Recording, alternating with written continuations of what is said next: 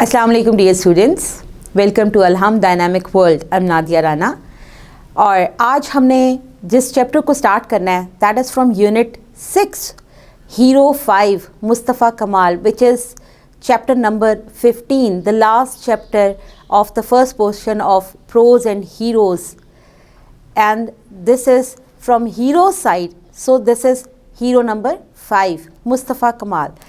Let's start with the text. The war was over. जंग ख़त्म हो चुकी थी. Throughout the entire near and the Middle East, मशरिक़ करीब और मशरिक़ वस्ता हर जगह पर जो जंग थी उसका इख्तिताम हो चुका था. The armies of the democracies had been hailed. जो डेमोक्रेसीज़ यानी जो इत्तेहादी फ़ौजें थीं, जो जमहूरी इत्तेहादी अफवाज थीं, उन सब को बहुत ज़्यादा वार्म वेलकम किया गया, उनका इस्तकबाल किया गया. यहाँ पर अगर हम बात करें, एक गवर्नमेंट को जब दूसरी गवर्नमेंट ओवरटेक करती है तो पहली गवर्नमेंट हार चुकी है जिसकी हुकूमत है. जो लोग उनके हामी हैं उनको आने वाली फ़ौज को तो वेलकम नहीं करना चाहिए, लेकिन हमने यहाँ देखा कि जो इत्तेहादी फ़ौजें आईं उनको वेलकम किया गया. तो इसका कोई रीज़न होना चाहिए.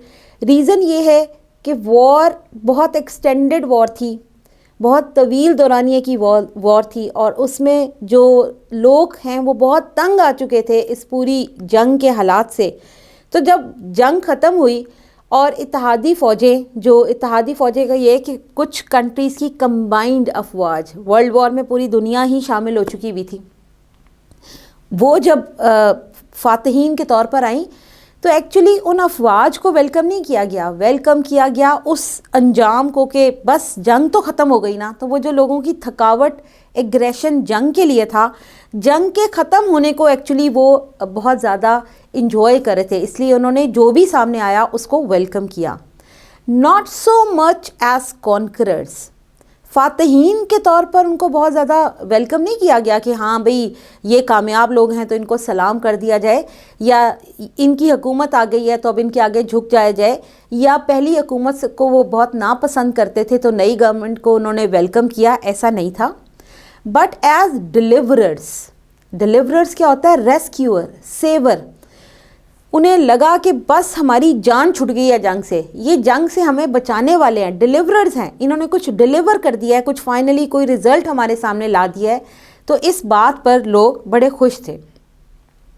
The Turks themselves were only too glad to be able to lay down arms after almost continuous fighting since 1911. 1911 से लगातार लड़ाई हो रही थी और इस लड़ाई के ख़त्म होने पर जो तुर्क अवाम थे वो भी सिर्फ इस बात पर खुश थे कि जो भी सामने आता है उसके आगे हथियार डाल दी जाएं, कम से कम इससे जंग का इख्तिताम हो जाएगा. टर्की को हमें ख़ास तौर पर यहाँ पर क्यों डिस्कस किया, मुस्तफ़ा कमाल का चैप्टर आपके कोर्स में क्यों इंक्लूडेड है, उसकी रीज़न ये है, टर्की आधा ईस्ट में है, आधा वेस्ट में है, सारे का सारा ईस्ट में नहीं है, और टर्की एक मुस्लिम कंट्री भी है. अब यहाँ पर क्या हमें नज़र आ रहा है कि जो टर्की है वो जब आर्मीज़ आई उस वक्त में जो डिसीजंस हो रहे थे उन डिसीजंस के अकॉर्डिंगली डिसाइड ये किया जा रहा था कि जितना हिस्सा उसका वेस्ट में आता है उसको वेस्ट में शामिल कर दिया जाए, जितना ईस्ट में आता है उसको ईस्ट में शामिल कर दिया जाए. जिस मुल्क की टेरिटरी के साथ टर्की का जो शहर जुड़ता है उसको उसके साथ जोड़ दिया जाए. तो जो टर्की है ना उसके बारे में एक्चुअली ये डिसाइड किया गया है कि इसको तोड़ फोड़ दिया जाए और इसके बिल्कुल सेंटर में नहीं, आसपास के सारे जो सिटीज़ हैं वो आसपास के ममालिक को दे दिए जाएं और जो सेंटर बनता है उसको टर्की का नाम दे दिया जाए जो सिर्फ एक रियासत था. ये बात काफ़ी मुश्किल है किसी के लिए भी बर्दाश्त करना, अपने मुल्क को डिवाइड होता देखना. जैसे हम अगर एग्ज़ाम्पल लें तो हमें कश्मीर का दुख आज तक नहीं गया. कश्मीर हमारा हिस्सा था, हमें आना था और वो इंडिया को ने उस पर ज़बरदस्ती वो ऑक्यूपाइड कश्मीर बन गया और इसका दुख आज तक हमारे दिलों से नहीं गया और ना कश्मीरियों के दिलों से गया है. جب کوئی ایک حصہ کسی ملک سے توڑ کے کسی دوسرے ملک کو زبردستی دیا جاتا ہے تو اس کو ایکسیپٹ کرنا اس ملک کی عوام کے لیے بھی بہت مشکل ہے، اور دوسروں کے لیے بھی ان کو ایکسیپٹ کرنا آسان نہیں ہوتا۔ آپ اپنی شناخت، اپنی جو آئیڈینٹی ہے وہ کسی اور کو دے دو، یہ کوئی مذاق بات تو نہیں ہوتی۔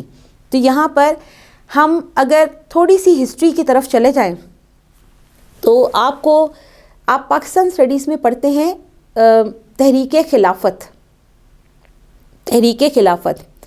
یہ تحریک خلافت ایکچولی کیا تھی؟ تحریک خلافت صرف اور صرف یہ تھی کیونکہ ہم مسلمان ہیں اور ٹرکی ایک مسلمان ملک تھا۔ جب ہمیں یہ پتہ چلا، ہندوستان میں یہ خبر آئی کہ جو ٹرکی ہے اس کی خلافت کو ٹکڑے ٹکڑے کر دیا جائے گا، ٹرکی کو سپلٹ کر دیا جائے گا پورشنز میں، تو یہ بات مسلمانوں کے لیے، برصغیر کے مسلمانوں کے لیے بھی قابل قبول نہیں تھی، اور اس کے لیے انہوں نے یہاں پہ موومنٹ سٹارٹ کر دی اور بہت کچھ کر دیا۔ لیکن جب ہم اب ہسٹری میں، ٹرکی کی ہسٹری میں جا کے دیکھیں گے، وہاں سے ایک خبر آئی اور ہم نے یہاں پر ایک تحریک شروع کر دی، لیکن ٹرکی کے اندر وہ خبر ختم غلط کیسے ثابت ہوئی اور ٹرکی سیو کیسے ہوا، یہ ایک الگ ہسٹری ہے جو ہم اب انگلش میں پڑھیں گے۔ اور جب ٹرکی اٹ سیلف سیو ہو گیا، اس نے اپنے آپ کو بچا لیا، تو برصغیر پاک و ہند کے اندر وہ جو موومنٹ تھی وہ خود بخود ختم ہو گئی، اور اس کا نقصان یہ ہوا کہ مسلمان بہت زیادہ ہائی لائٹ ہو گئے، اور انگریز جو ہے، جو برٹشرز تھے، وہ اور زیادہ ان کے پیچھے پڑ گئے۔ تو یہاں پر ایک الگ ہسٹری چل رہی تھی جو انڈو پاک سب کانٹیننٹ کی ہسٹری تھی۔ ہمیں واپس ٹرکی کی ہسٹری میں آنا ہے کہ ٹرکی میں کیا چل رہا تھا جب ورلڈ وار اینڈ ہوئی اور ڈیسیژنس ہوئے، اور اس کے بعد جو عام عوام تھے، ہر کوئی لیڈر نہیں ہوتا، ہر کسی کا یہ سوچ نہیں ہوتی کہ میں نے کچھ بہت باکمال کر دینا ہے۔ تو یہاں پر عام عوام کی سوچ یہ تھی کہ کم از کم جنگ سے جان چھوٹ گئی ہے، جو بھی سامنے آیا اس کے سامنے ہتھیار ڈال دیے جائیں، لڑائی کو مزید پرولونگ کرنا کوئی بھی نہیں چاہتا تھا۔ تو لوگوں نے آنے والی جو ڈیموکریسیز تھیں، جو الائیڈ فورسز تھیں، متحدہ یا اتحادی افواج جن کو کہتے ہیں، ان سب کو بہت زیادہ ویلکم کیا تھا، اور یہ بہت لمبا دورانیہ 1911 سے کانسٹنٹ ایک جنگ چل رہی تھی، اس کے اختتام پر لوگوں کا ریئیکشن تھا۔ A government formed from the old liberals، liberal party ہے، وہ جو پرانی لبرل پارٹی تھی، ان سب نے مل کر ایک گورنمنٹ بنا لی، was in power in Istanbul, اور یہ گورنمنٹ جس کا اختیارات جو تھے وہ استنبول میں سب سے زیادہ تھے۔ اٹس ممبرس اینڈ دا پادشاہ مینس بادشاہ، اس جو لبرل کی گورنمنٹ ہے جو ان پاور ہے استنبول میں، اس کے جو ممبران تھے اور جو بادشاہ تھا، الائک سب مل کر، ان کی سب کی سوچ ایک ہی جیسی تھی، ایگر، یہ سب کے سب پرتجسس تھے، ان کو شوق تھا to collaborate with the allies. یہ جو نئی گورنمنٹ تھی ٹرکی کے اندر، جو لبرل پارٹی نے بنائی تھی استنبول میں، اور اس کے جتنے ممبرز تھے اور اس وقت کا جو بادشاہ تھا، ان سب کی خواہش یہ تھی کہ یہ ہاتھ ملا لیں، تعاون کر لیں الائیڈ فورسز کے ساتھ، جنگ کو بڑھائیں نہیں، ان کے ساتھ مل جائیں اور ان کی پالیسیز کو اپلائی کریں اپنے ملک کے اندر بھی۔ Their conception of the best interest of the nation was that، سب ظاہر ہے حکمران کی ذمہ داری ہوتی ہے کہ وہ فیصلے کرے جو اس کی قوم کے لیے اور اس کی ملک کے لیے مفید ہوں، فائدہ مند ہوں۔ تو ان کا بھی یہی ایک تصور تھا، ان کا ایک کانسیپٹ تھا، ایک تصور تھا کہ ہماری قوم کے لیے، اس کے فائدے کے لیے، اس کے مفاد کے لیے یہ بہترین فیصلہ ہوگا، was that of loyalty to the armistice۔ وہ صرف اسی میں ہے کہ وہ بھی آرمسٹس یعنی سیز فائر کر دیں الائیڈ فورسز کے ساتھ، جنگ کو آگے نہ بڑھائیں۔ تو انہوں نے سوچا ہمارا بھی فائدہ اسی میں ہے کہ اگر ہم نے بغاوت کر دی اور ہم کوئی الگ سے ڈیسیژن لینا چاہیں گے تو الائیڈ فورسز، کیونکہ وہ کمبائنڈ ایک کولیبوریشن ہے کنٹریز کا، تو وہ مل کر ہم پر اٹیک کریں گے اور ہم اس کو کاؤنٹر نہیں کر سکیں گے، ہم خود کو ڈیفینڈ نہیں کر سکیں گے۔ تو ہماری قوم کے لیے بہتر یہی ہے کہ ہم سیز فائر کر دیں، جنگ بندی کا اعلان کر دیں۔ And cooperation with the occupying forces of the conquerors, اور جو فاتحین ہیں اور وہ ہر جگہ پر قابض افواج بن چکے ہیں، ان کے ساتھ ہم بھی تعاون شروع کر دیں۔ تو بادشاہ اور جو ممبرز تھے لبرل پارٹی کے، جن کی متحدہ حکومت ٹرکی کے اندر بن چکی تھی، وہ فائنلی اس ڈیسیژن پر پہنچ گئے کہ ہمیں الائٹ فورسز کے ساتھ کولیبریشن کر لینا ہے اور سیز فائر کر دینا ہے اور ان کو اپنے اوپر ایز ہیڈ ایکسیپٹ کر لینا ہے۔ تو یہ ایکسیپٹنس انہوں نے بڑے آرام سے دے دی، کیونکہ سب لوگ جنگ کے حالات سے تنگ آئے ہوئے تھے، تھکے ہوئے تھے، اور وہ اپنے بینیفٹس، اپنے انٹرسٹ پر نظر رکھے ہوئے تھے۔ اس کے بعد کے محرکات، بعد کے نتائج شاید وہ اتنا دور تک نہیں دیکھ رہے تھے۔ ایٹ استنبول، وہ جو استنبول جو ان کا مرکز ہے، کیپٹل ہے، استنبول میں the old British embassy was now the British high commission. وہ جو پہلے صرف ایک برٹش ایمبیسی تھی، وہاں پر صرف نمائندے ہوا کرتے تھے برٹشرز کے، اب وہ کیا بن چکا ہے؟ British high commission. High commission جہاں سے سارے فیصلے آتے ہیں، وہ ایمبیسی تبدیل کر کے اتنی اسٹرانگ ہو گئی تھی، کیونکہ ایکسیپٹ کر لیا گیا تھا ان کو ایز ہیڈ آف گورنمنٹ۔ تو ان لوگوں نے کیا کیا؟ وہ انہوں نے ہائی کمیشن بنا دیا اپنی ایمبیسی کو، supported by military and the naval detachments, دستے، ٹروپس۔ وہ ایسا زبردستی کیا گیا تھا، اور ان کو خطرات تھے کہ کہیں بغاوت نہ ہو جائے، کہیں عوام ان کے خلاف کھڑی نہ ہو جائے۔ تو اس نئی آنے والی گورنمنٹ کو، اس نئے آنے والی الائٹ فورسز کا جو کمیشن بن چکا تھا، اس کو سپورٹ کرنے کے لیے ان کو پوری طرح سے تعاون حاصل تھا، پوری فوج کا اور نیوی کا، یعنی بری اور بحری دونوں افواج ان کو پوری طرح سے سپورٹ کرنے کے لیے ان کو سراؤنڈ کرتی تھیں، تاکہ ان کو تحفظ فراہم کیا جا سکے۔ تو اب سوچنے کی بات یہ ہے کہ اگر آپ کے اپنے ملک کی افواج کسی کو سپورٹ کرتی ہیں، ان کی اپنی ملٹری نہیں تھی، یہ ملٹری اور جو نیول فورسز تھیں، ٹروپس تھے، یہ کہاں کے تھے؟ یہ خود ٹرکی کے تھے۔ تو اس کا مطلب ہے گورنمنٹ خود ان کو تحفظ فراہم کری تھی، تاکہ ان کے ڈیسیژنس کو اپلائی کروایا جا سکے، اور سارے ڈیسیژنس لینے کا رائٹ ان کے پاس چلا گیا تھا، اسی لیے وہ ایک ہائی کمیشن بن گیا تھا۔ Allied officers were supervising the police and the ports of the normal machinery۔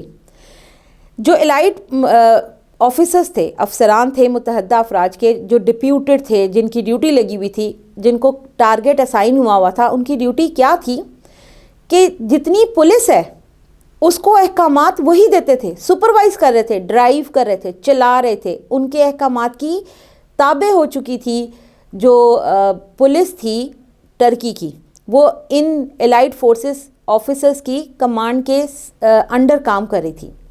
اور جتنے ساحل تھے، نارمل مشینری، جتنا بھی عام کاروبار ہوتا تھا ساحلوں کے ذریعے، بندرگاہوں کے ذریعے، وہ بھی انہی کے کنٹرول میں تھے۔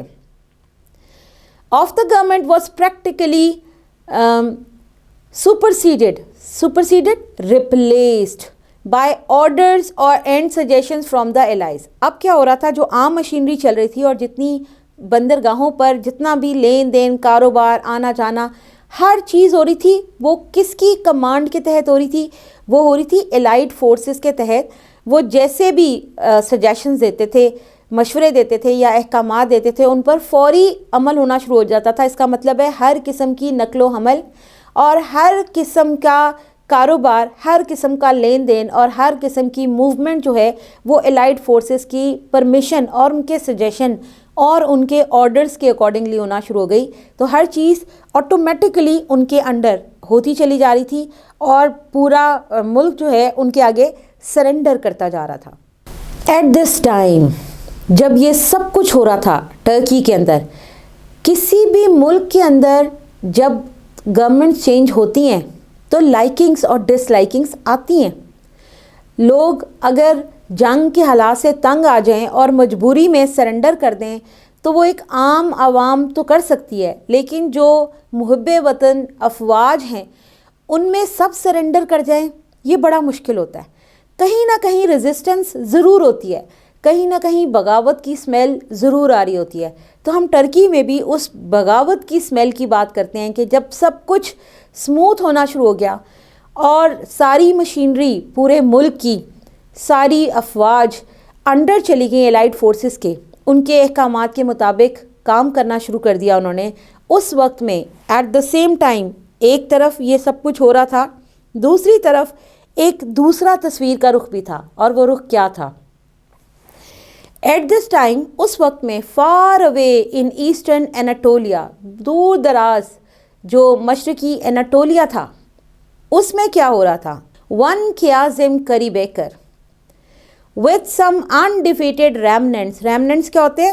لیفٹ اوور، بچے بچائے، بچے کھچے، بقایا جات، جو ایسے افواج جو ٹرکی کے محب وطن افواج تھے، ظاہر ہے وہ تو ڈسپرس ہو گئے نا، افواج اب ٹرکی کی کام کر رہی ہیں الائڈ فورسز کے اندر، اور اس میں سب لوگ ایک جیسے نہیں ہیں، کچھ لوگ صرف فوج میں نوکری کر رہے ہیں اس لیے کام کرتے ہیں، کچھ اپنے وطن سے انتہائی محبت کرتے ہیں اور اس کو ہر حال میں بچانا چاہتے ہیں، وہ اس لیے کام کرتے ہیں۔ تو وہ لوگ جو اپنے ملک کی حفاظت کا ذمہ اٹھائے ہوئے تھے، ان میں سے کچھ بہت مخلص لوگ بھی ہوں گے، وہ ڈسپرس ہو گئے۔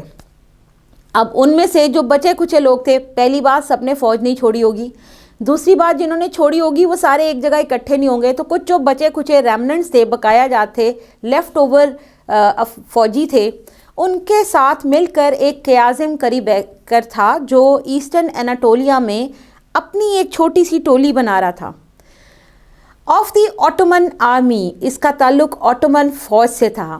بگین ٹو obstruct، یہ روڑے اٹکانے لگا، یہ رکاوٹیں پیدا کرنے لگا، یہ ہنڈرنس کا باعث بننے لگا دی الائڈ کنٹرول آفیسرز، جو اتحادی افواج کو کنٹرول کر رہے تھے، ان کے افسران، ان کے راستے میں مشکلات کھڑی کرنے لگ گیا یہ قیازم کریبیکر اپنی چھوٹے سے ایک فوجی دستے کے ساتھ، جو کہ آٹومن امپائر سے بڑے قریب تھے اور اس کی افواج کا حصہ تھے۔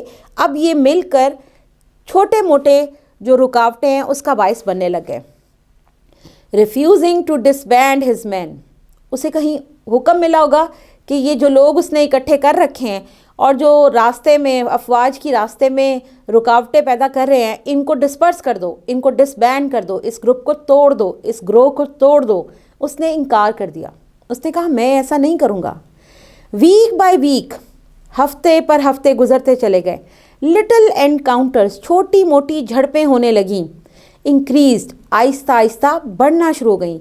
جو کبھی کبھی وہ حملے کرتے تھے اور چھوٹی موٹی جھڑپیں کرتے تھے، اب وہ آہستہ آہستہ بڑھنا شروع ہو گئیں۔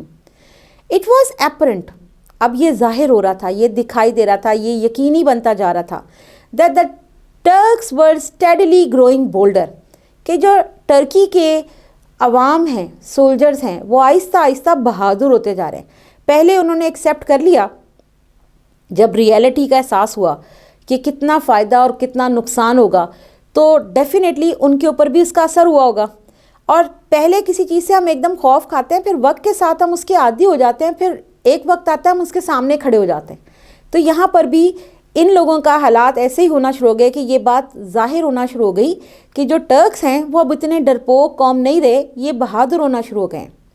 ایون ان دا اسٹریٹس، یہاں تک کہ جو گلیاں تھیں آف اناٹولیا کی ٹاؤنز، دیر بیئرنگ چینج، لوگوں کی بیئرنگس یعنی ان کے ایٹیٹیوڈز، ان کے رویے بدلنا شروع ہو گئے۔ وہ جو ہر وقت یس یس کرتے تھے، اب ان کے رویوں کے اندر واضح تبدیلی محسوس کی جانے لگ گئی۔ دس کاز کانسٹرنیشن، کانسٹرنیشن کیا ہوتا ہے؟ پینک، انگزائٹی، جس کی وجہ سے گھبراہٹ، افراتفری کی جو صورتحال ہے وہ پیدا ہو گئی، کیونکہ اب محسوس کیا جانے لگ گیا تھا کہ جو ٹرکس ہیں وہ بولڈ ہو رہے ہیں اور اب وہ سر اٹھانا شروع ہو گئے ہیں، جس کی وجہ سے پینک کریٹ ہونا شروع ہو گیا۔ Not only Umang the allies, صرف اتحادی فوجوں کے درمیان میں نہیں، but in the Istanbul it self, کیونکہ انہوں نے سب سے پہلے جو استنبول میں پادشاہ جس کے لیے ورڈ یوز ہوا ہے، اور وہاں کے جو پارلیمنٹ کے ممبرز تھے، ان سب کو پہلے کنٹرول کیا تھا اور ان کی کنسنٹ لی تھی اور ان کی مرضی کے ساتھ وہ سب کچھ کام کرے۔ تو ان کا خیال یہ تھا کہ اگر گورنمنٹ کو ہم اپنے ساتھ ملا لیں گے تو عوام کی جرات ہی نہیں ہو سکتی کہ وہ سامنے سر اٹھا دے۔ پر یہ جو چھوٹی موٹی جھڑپیں ہونے لگیں اور اس میں لوگ گروہوں کی صورت میں اٹیک کرنا شروع ہو گئے الائڈ فورسز پر، تو ظاہر ہے الائڈ فورسز کو اپنا آپ انسیکیور لگنے لگ گیا، کیونکہ وہ اپنے اپنے ملک میں نہیں ہیں، وہ سارے ایک ٹولے کی صورت میں کسی تیسرے ملک میں اکٹھے ہوئے ہیں اور اپنی سیکیورٹی کم ہے، تو وہ تو اپنے آپ کو انہی کے پیچھے، انہی کی افواج کے پیچھے چھپا کے تحفظ میں رکھے ہوئے تھے نا. لیکن اگر وہ غیر محفوظ ہو رہے تھے تو اس سے ان کی بے چینی بڑھ رہی تھی، اور استنبول جس کو اسٹرکٹ آرڈرز تھے کہ وہ ان سب کو تحفظ دیں گے، وہ بھی بہت زیادہ پریشان ہوئے، کیونکہ حالات ان کے قابو سے ان کو باہر جاتے ہوئے نظر آ رہے تھے. Someone must go as the representative of the پادشاہ. ضرورت کس بات کی تھی؟ ضرورت اس بات کی تھی کہ کسی کو نمائندہ بنا کے بادشاہ کا بھیجا جائے and deal with the situation, اور وہ جا کے اس صورتحال کا مقابلہ کرے، اس کو سنپ کرے، اگر کوئی بغاوت کہیں پھوٹ رہی ہے تو اس کو وہاں پر ختم کر دے. On the spot a strong capable soldier was wanted. اور ضرورت اس بات کی تھی کہ ان کو بلا کر سمجھانا نہیں ہے، ان تک جا کر ان کو ختم کرنا ہے، اور اس کے لیے کسی بہادر سپاہی کی ضرورت تھی کہ جو جاتا اس اسپاٹ کے اوپر اور جتنے ان کو لگتا ہے کہ وہ باغی لوگ ہیں ان کو وہیں پر ختم کر دیتا یا ان سے نیگوشیٹ کرتا اور ان کو منا لیتا. تو اس کے لیے کسی بہادر سپاہی کی ضرورت تھی جس نے صرف نیگوسیشنز نہیں کرنے تھے، اگر بات نہ بنتی تو وہاں پر لڑ کر ان کو ختم بھی کرنا تھا. تو ایک بہادر سپاہی کی ضرورت تھی اس ساری سچویشن کو ہینڈل کرنے کے لیے. ایوری انڈیکیشن، جتنے بھی اشارے ملتے تھے، جتنی بھی نشانیاں مل رہی تھیں، seem to point to one man. انہیں ایک بہادر سپاہی بھی چاہیے، ایک بیسٹ اسٹریٹجی فارم کرنے والا بھی چاہیے، بیسٹ نیگوسیٹ کرنے والا بھی چاہیے، بیسٹ کنونس کرنے والا بھی چاہیے جس کی کمیونیکیشن سکلز بہت اچھی ہوں. تو اس کے لیے ساری جو اشارے تھے وہ ایک ہی شخص کی طرف جاتے تھے، as being suitable for the work, جو اس کام کے لیے موزوں سمجھا جاتا تھا. And Mustafa Kemal was the man. اور سارے اشارے کس شخص کی طرف جا رہے ہیں؟ مصطفیٰ کمال کی طرف. تو ہم ایک تھوڑا سا ریویو کر کے دیکھتے ہیں کہ ہم نے ابھی تک کیا دیکھا. ہم نے دیکھا ورلڈ وار ختم ہوئی ہے، اور جو فاتحین ہیں، الائز ان کو بولتے ہیں، الائڈ فورسز، انہوں نے مل کر اپنی جو فاتحین کنٹریز ہیں جنہوں نے ورلڈ وار 1 میں ایک سائڈ رکھی تھی، ان سارے کنٹریز نے مل کر اپنی خود کی افواج بنائی ہیں. اور یہ جو افواج ہیں انہوں نے پوری علاقے وہ جو آکیوپائڈ تھے ان کی ڈویژنس کا کام انہوں نے کرنا ہے. اور انہوں نے کیا کیا، جو ٹرکی کے حالات ہم پڑھ رہے ہیں، باقی دنیا کے حالات ہم یہاں پر ابھی نہیں پڑھ رہے. ٹرکی کی صورتحال کچھ ایسی ہے کہ وہ پورے کا پورا یا ایسٹ یا ویسٹ میں نہیں آتا، وہ 2 حصوں میں بٹ جاتا ہے. تو پھر جو ویسٹ کی طرف جاتا ہے اس کو وہاں پہ ڈیوائیڈ ہونا ہے، جو ایسٹ کی طرف آتا ہے اس کو وہاں پہ ڈیوائیڈ ہونا ہے. اس کے لیے الائڈ فورسز کو ٹاسک ملا ہے، اور انہوں نے سرنڈر کی ہوئی فوج جو نیوی بھی ہے اور جس کے اندر جو ان کی آرمی ہے، وہ پوری آرمی کو بھی اپنے کنٹرول میں کیا ہے، اور جو گورنمنٹ ہے اس کو بھی سرنڈر کرنے پر مجبور کر دیا ہے. اور جو گورنمنٹ ہے اس کے اندر بادشاہ بھی شامل ہے، اور وہاں کی استنبول کی جو مرکزی گورنمنٹ ہے وہ بھی شامل ہے.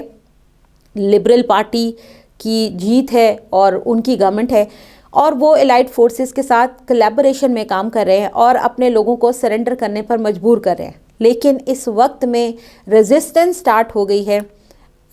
ایک کری بیکر، اس نے چھوٹا سا جو بچے کھچے فوجی تھے ان کا ایک دستہ اکٹھا کیا ہے، اور وہ سارے ریزسٹنس کر رہے ہیں، جگہ جگہ جھڑپیں لے رہے ہیں، جس پر بادشاہ بھی پریشان ہے، گورنمنٹ بھی پریشان ہے، اور الائڈ فورسز بھی پریشان ہیں. اور اب وہ کوشش کر رہے ہیں کہ کسی طرح ان کو پکڑا جائے یا ان کو روکا جائے.